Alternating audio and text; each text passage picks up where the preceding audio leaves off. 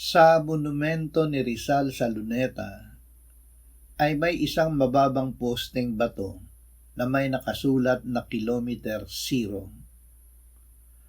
Makaraan ang Kilometer Zero ay may kagayang posteng bato sa Paco na may nakasulat na Kilometer 1. Ang Kilometer 23 ay nasa Muntinlupa. Ang posting ito ay tinatawag na Kilometer Stone. Sa bayang ang panukat ng distansya ay mile, ang tawag sa mga posting ito ay milestones.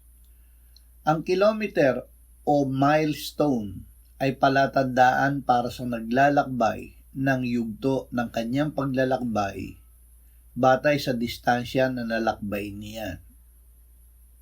Ang ating buhay ay may mga milestones o yugto. May nakakaalam ng mga ito gamit ang sariling pag-iisip.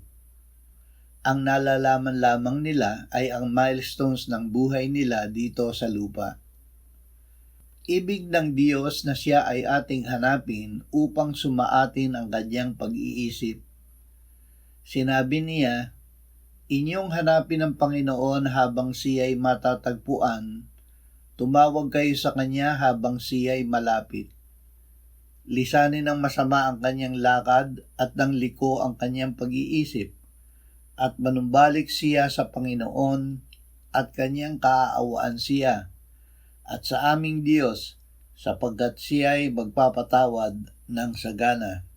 Sapagkat ang aking mga pag-iisip ay hindi ninyo mga pag-iisip, ni ang inyong mga pamamaraan ay aking pamamaraan, sabi ng Panginoon." Diyos ang nakakaalam ng talagang milestones ng ating buhay dahil siya ang nagtakda ng mga ito. Kung hindi natin alam ang mga milestones na itinakda ng Diyos, ang alam lamang natin ay ang ating kapanganakan, paglaki, pagtanda at pagkamatay. Ang tao na hindi nakakakilala sa Diyos at hindi nakakaunawa ng pag-iisip ng Diyos ay gaya ng hayop na namamatay. Ang Diyos ay nagsalita noong una ng maraming beses sa maraming panahon at sa maraming paraan sa pamamagitan ng mga propeta. Bandang huli siya ay nagsalita sa pamamagitan ng kanyang anak na nagkatawang tao at namatay para sa ating kasalanan, at kanyang binuhay na muli, iniakyat at iniluklok sa kanyang kanan sa langit.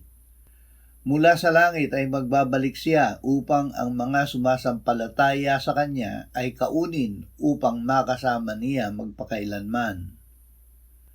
Ang mga milestones ng ating buhay ay itinakda ng Diyos na makatugma ng mga milestones ng buhay ng kanyang anak. Siya ang salita ng Diyos. Sa simula ay ang salita, at ang salita ay kasama ng Diyos, at ang salita ay Diyos. Sa simula ay kasama na siya ng Diyos.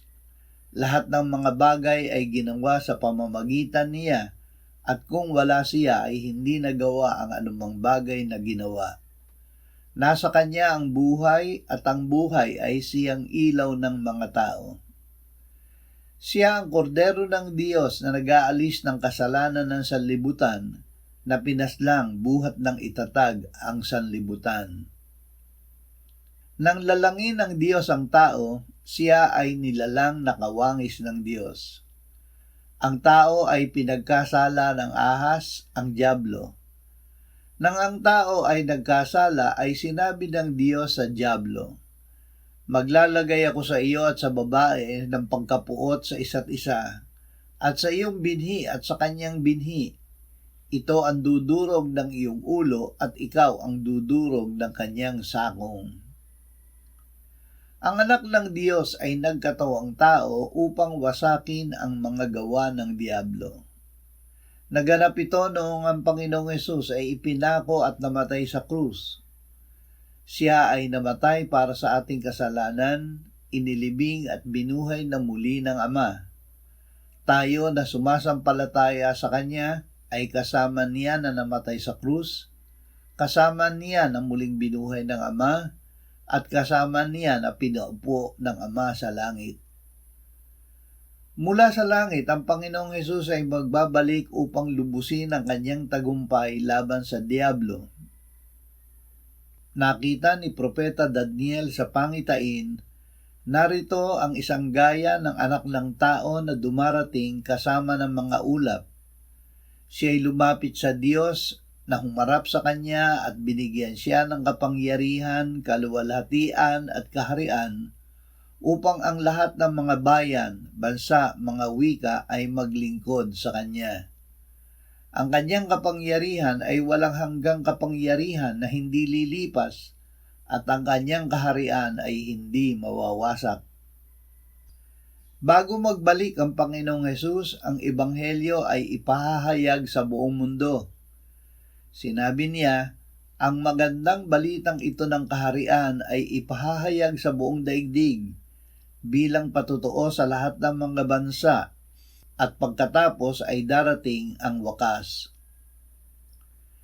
Ang wakas ay ang pagbabalik ng Panginoong Hesus. Mga kapatid, nais naming malaman ninyo ang tungkol sa mga natutulog upang kayo'y huwag malungkot na gaya ng iba na walang pag-asa. Sapagkat kung tayo'y sumasampalatayang si Jesus ay namatay at muling binuhay, ay gayon din naman sa pamamagitan ni Jesus, ang mga natutulog ay dadalhin ng Diyos na kasama niya. Sapagkat ito'y sinasabi namin sa inyo sa pamamagitan ng salita ng Panginoon, na tayong nabubuhay na natitira hanggang sa pagdating ng Panginoon, ay hindi mauuna sa anumang paraan sa mga natutulog, sapagkat ang Panginoon mismo ang bababa mula sa langit na may sigaw, may tinig ng arkanghel at may trompeta ng Diyos, at ang mga namatay kay Kristo ay babangon muna. Pagkatapos tayong nabubuhay na natitira, ay aagawing kasama nila sa mga ulap upang salubungin ang Panginoon sa papawirin at sa gayon ay makakapiling natin ang Panginoon magpakailanman. Kaya't mag-aliwan kayo sa isa't isa ng mga salitang ito. Habang hinihintay natin ang pagbabalik ng Panginoong Hesus, may mga kapighatiang mararanasan tayo dito sa lupa. Sinabi ng Panginoong Hesus, sa sanlibutan ay nahaharap kayo sa kapighatian, ngunit lakasan ninyo ang inyong loob, dinaig ko na ang sanlibutan. Ituring nating buong kagalakan kapag tayo'y nahaharap sa sari-saring pagsubok, dahil ating nalalaman na ang pagsubok ng ating pananampalataya ay nagbubunga ng pagtitiis. Hayaan nating malubos ng pagtitiis ang gawa nito upang tayo'y maging sakdal at ganap na walang anumang kakulangan. Hindi tayo ang gumagawa upang marating natin ang pinakadakilang milestone na itinakda ng Diyos para sa ating buhay.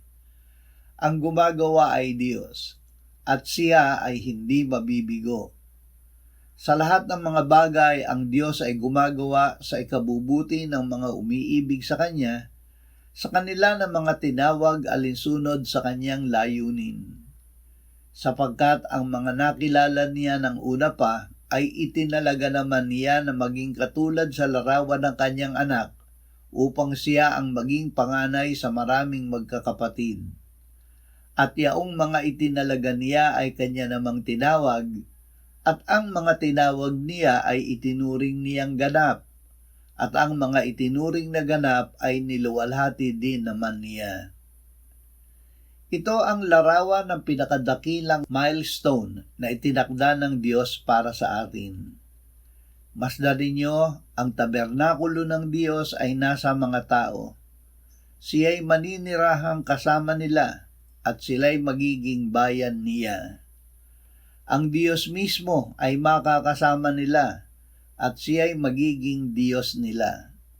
At papahirin niya ang bawat luha sa kanilang mga mata, at hindi na magkakaroon ng kamatayan, hindi na rin magkakaroon pa ng pagdadalamhati, o ng pagtangis man, o ng kirot man, sapagkat ang mga unang bagay ay lumipas na.